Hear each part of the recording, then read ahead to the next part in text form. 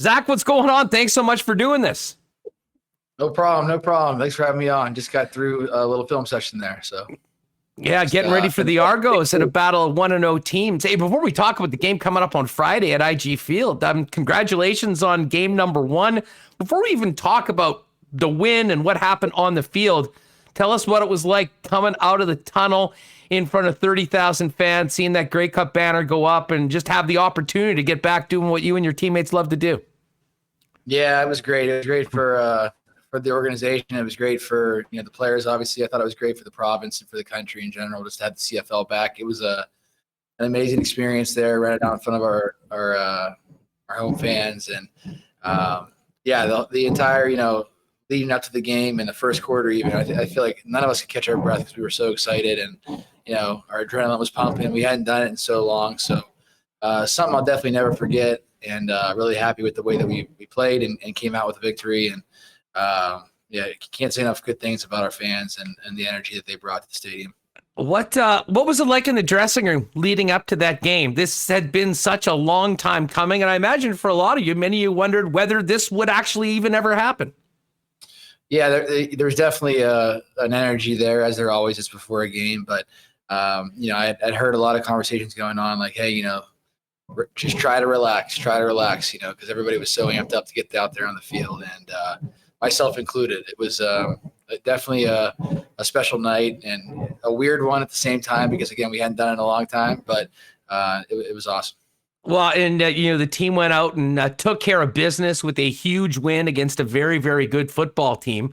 I have to ask you, though, about training camp overall, Zach. I mean, you have this incredibly long period, an unprecedented period where you guys are off the field. You come back, and the time was there, but there was no action. That even that scrimmage that was planned in Saskatchewan didn't take place. You had no preseason games. How different was this training camp, shall I ask you, from as opposed to anyone you've ever been in your professional career? It was very different. Leading up to it, you still really weren't sure if it was real. If this was actually going to happen until I feel like it was a couple of weeks before training camp actually started. So between that and then having to do the quarantine at the hotel for 7 days, just kind of being isolated in your own room, that was certainly different than anything that we have experienced, and just doing the Zoom meetings. Was there some benefit to that?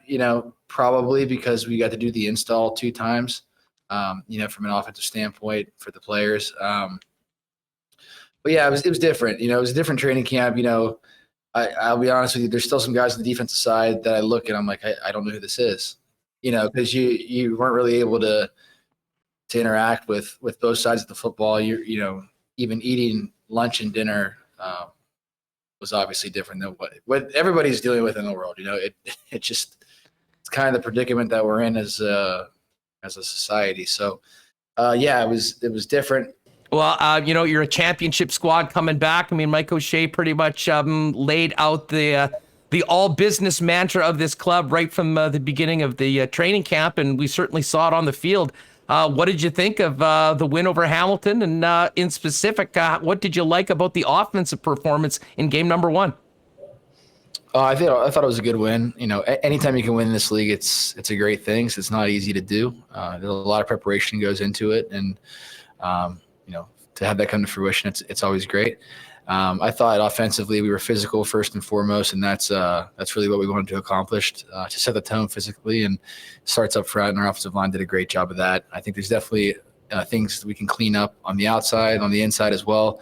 That starts with me as the quarterback, and we'll continue to get better at those. Obviously with the short training camp and no preseason games, that was kind of our first real action. So there's going to be mistakes, but we'll continue to get those things and hopefully execute level moving forward.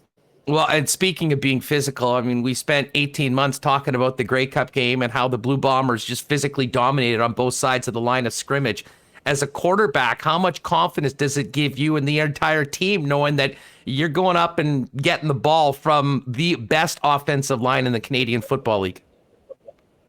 I think it's great for, not just me, but like you said, the entire team.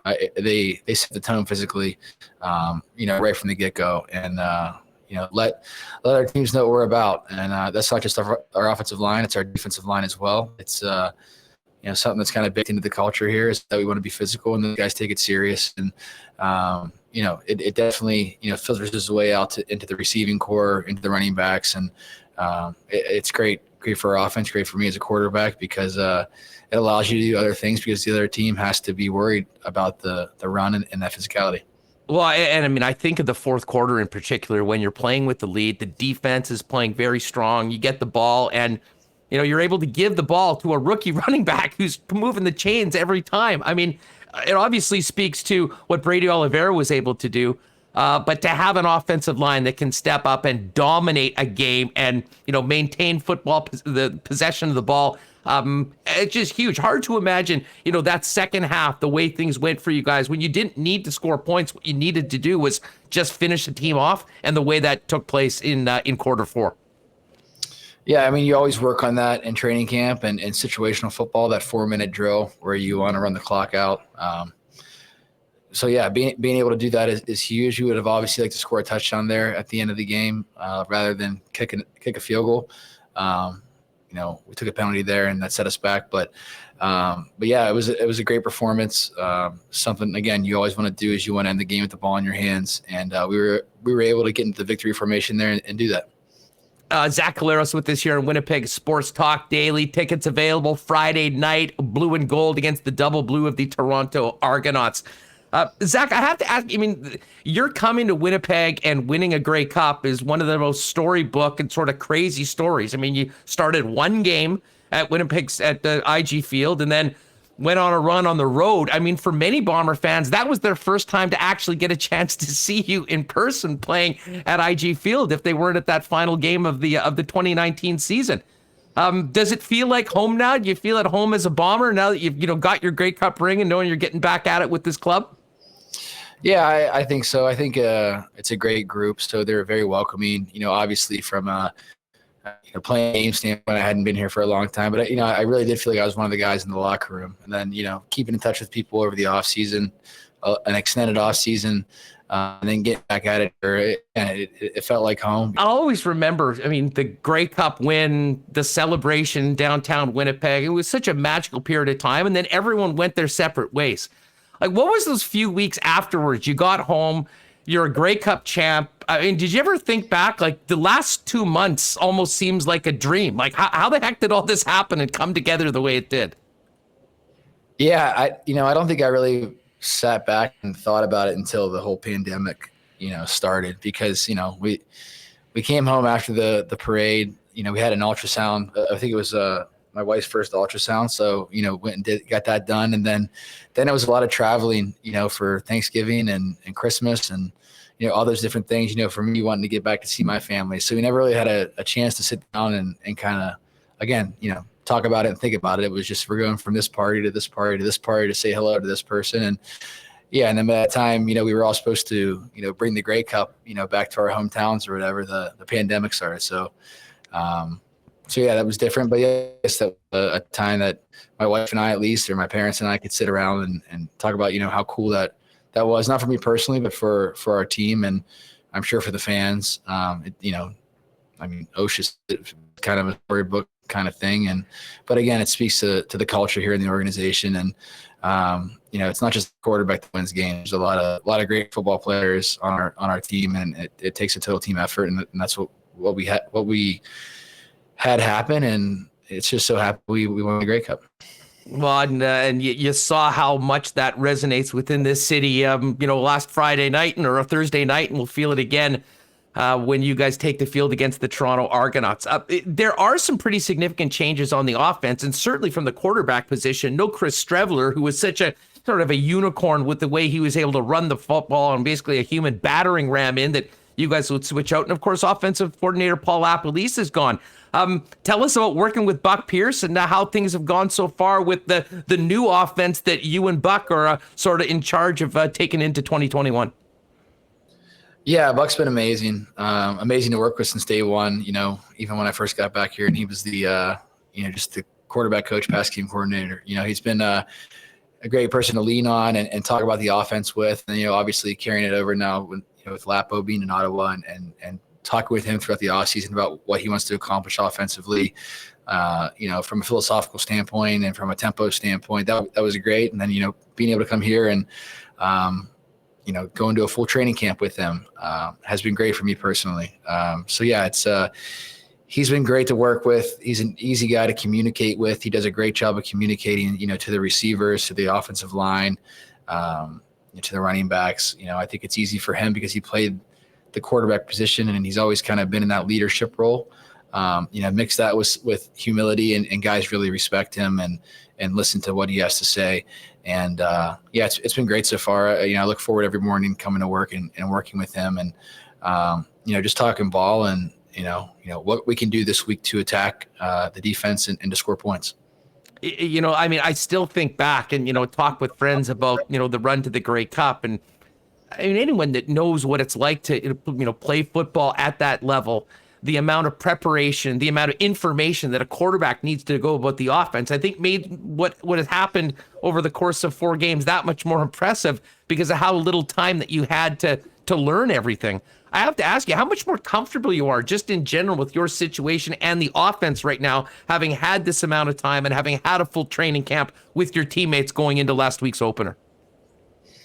Yeah, I think my comfort level is obviously a little better than it was, for that game because I wasn't able to, really learn everything from the beginning. Obviously having a full training camp now, there's little nuanced, terms that we have in our offense. Now I know the reason why they're called that and what we're actually trying to accomplish, rather than just, getting a 200 play game plan and memorizing that for this week against Calgary or this week against Saskatchewan, which is what I was kind of, doing there at the end of the year.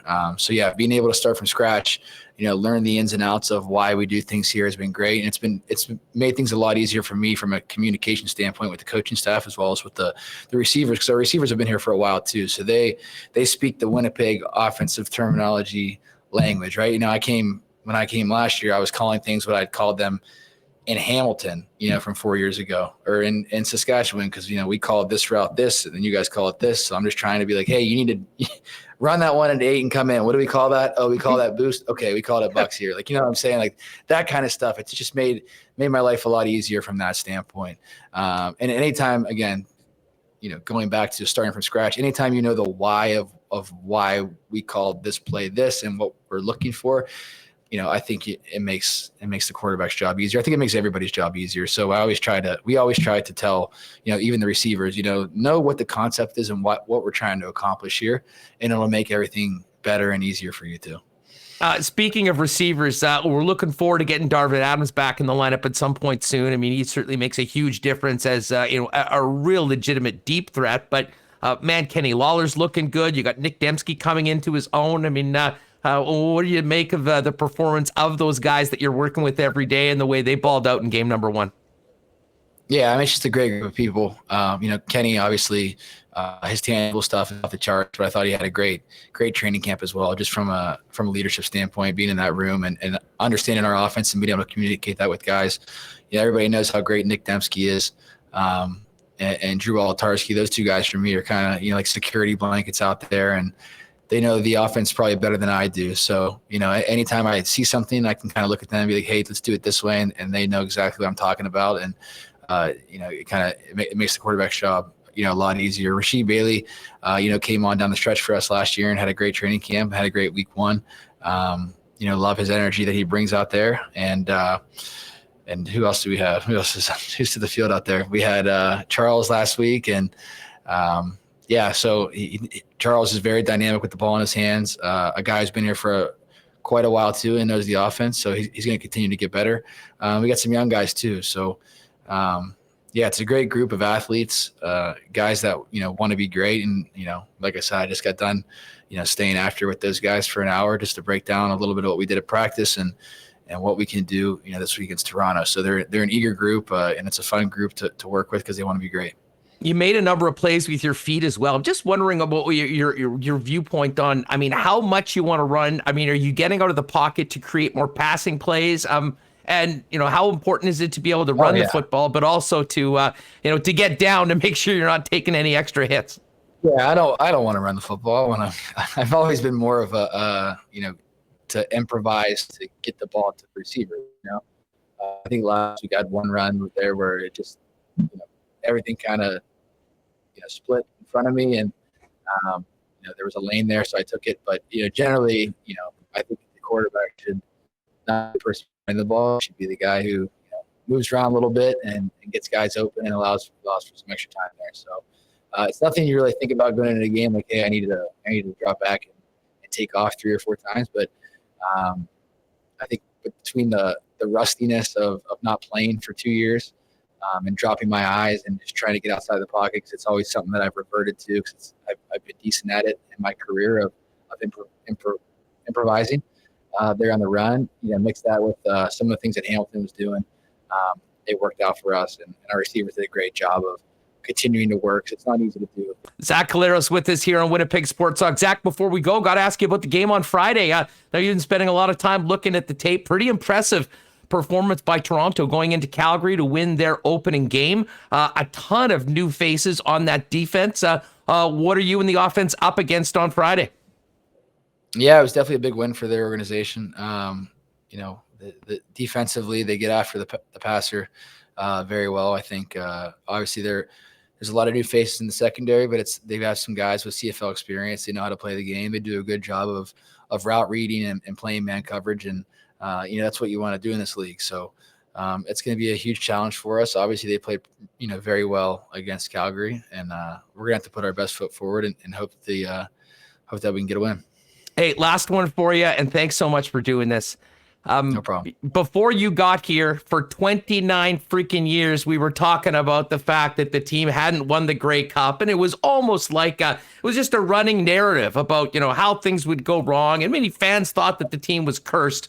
You come in and the team wins a championship. You have the great celebration. We've talked about that all, but for your team right now, what is the fact that you guys were able to win and bring back so many of those players from a championship squad going into this season do? I mean, does that make you guys more prepared for what's to come right now? Does it give you more of a sense of defending what you have earned? Or is all of that nice to have, but none of it really matters because you got to go out and win battles every single game when you take the field? Yeah, I think what you said at the end, we've tried to embrace that. We're a new football team this year. We have a lot of guys that have come back from that team, but every week's going to be different. And, our goal is to go 1-0 every week. So there hasn't been a lot of conversation about last year or 2 years ago, if any, really, except for, just kind of BS in the locker room. Like, hey, remember this or what we did after this game, kind of thing. The celebration was awesome, I must say. that parade that Winnipeg put on was just amazing. I didn't know what to expect, and that was just incredible. But yeah, to answer your question, there hasn't been a ton of talk about that. Obviously it's an amazing thing that we accomplish as a team and accomplish as a city here and as a fan base. And, we're very grateful to have done that. But this is a new year. Every team's different, and, we're really locked in on taking it day by day to try to beat the opponent that's in front of us. And, this week it's Toronto. And again, we're hoping we can play our best game to get a W. Well, I know the fans are, it was a long time coming to get back to the park last Thursday. Luckily, the wait was only 8 days before seeing you and your teammates go at it again. Zach, all the best. Thanks so much for doing this. Good luck on Friday night, and hopefully we can do this again later on the summer. For sure. Thanks for having me on, and have a good one.